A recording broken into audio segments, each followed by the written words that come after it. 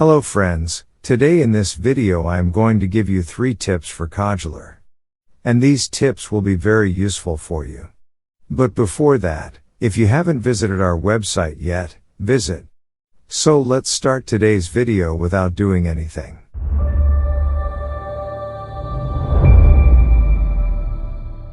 The first tip is, do you have too many blocks in your project? And you're tired of finding blocks? So here is a solution for you. I want to give you 2 solutions. The first solution is to use the Find feature in the page. So that's the first step. Press Ctrl+F for Windows and Command+F for Mac systems.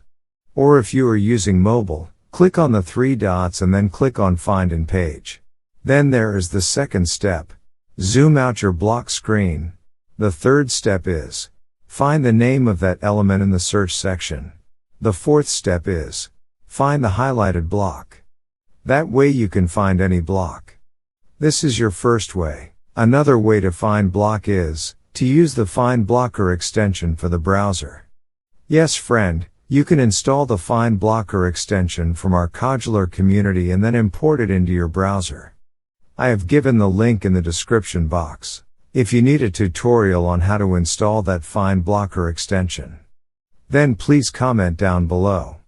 I will make another video on it. Second tip is, before starting to block, first click on the center icon, then start your code.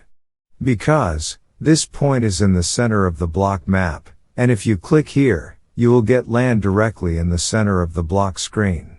I recommend that you place the screen initialize block in the center of the block map. Third tip is, if you want to copy blocks from one screen to another or from one project to another, right-click on the block map and then click on the download button.